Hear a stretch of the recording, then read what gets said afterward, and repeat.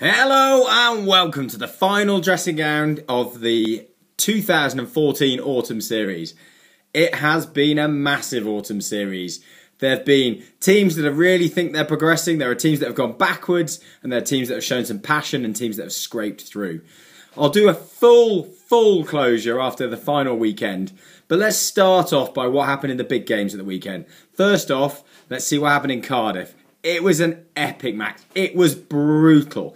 The aggression between both defences, the smash of the tackle. Of course, I was there with MD. We had a great time, and I have to confirm that most Kiwis were getting pretty nervous late on of whether Wales would actually finally close out the first win since '53. What happened?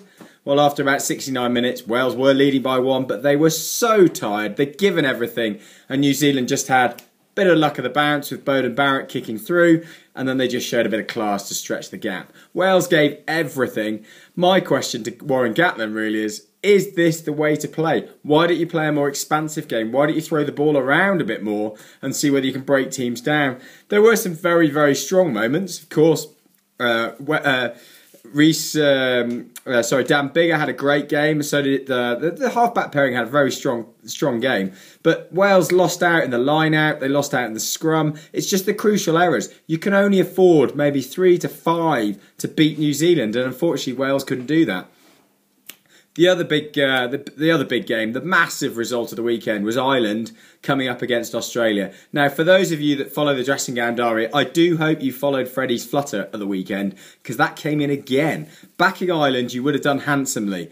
Ireland really are now World Cup contenders. They have beaten Australia. They've beaten South Africa. They won twice away in Argentina, and they were seconds away from beating New Zealand last time round in the autumn 2013. They are now serious World Cup contenders, and worth maybe a little outside bet for them. Certainly in each way is something you want to have a look at. It's not quite Freddie's flutter for this weekend, but it's something worth considering.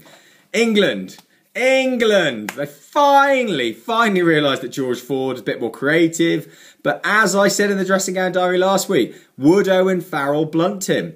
Well, those of you that watched the game know that happened. Owen Farrell is out of form. He shouldn't have been playing, and he certainly shouldn't have been playing at centre, blunting what is a great attacking threat in George Ford. England have to look forward now to this weekend. They've got to put in a massive effort. Can they find a way of beating an Australian team that have so far lost against the French and against the Irish? They've obviously beaten Wales, but that's a Southern Hemisphere team. Everyone beats Wales if you're a Southern Hemisphere team, surely. Can England find a way of getting over the line? It's difficult. The Ireland, Australia, that really could have gone either way. Ireland certainly put themselves in a very strong position with a very strong opening, going 17-0 up, but then it was pegged back to 20-all, but then they found a way through. I'm not sure England can do it. So Freddie's flutter for this weekend is actually to back Australia at Twickenham.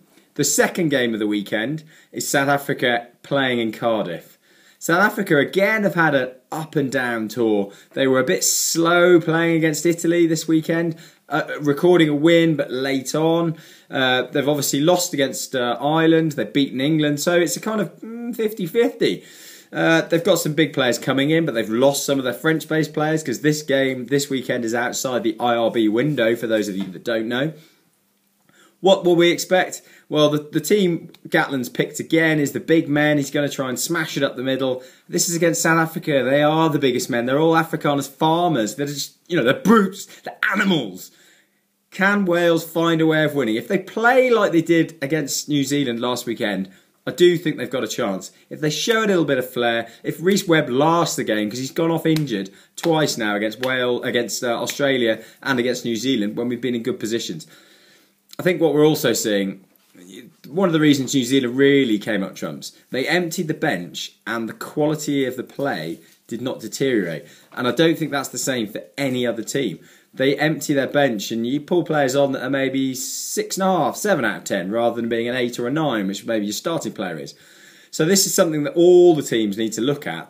How do you grow a squad? How do you get to the point where you've got 23 players on your matchday team who are interreplaceable? In fact, you probably don't need 23 though to win the World Cup. You're probably looking more like 30, 35. Is there anyone out there that can challenge New Zealand for the quality of the squad? The way things are going, I don't think there is.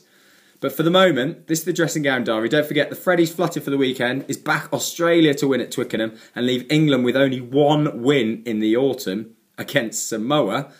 Best of luck, enjoy, we'll speak afterwards.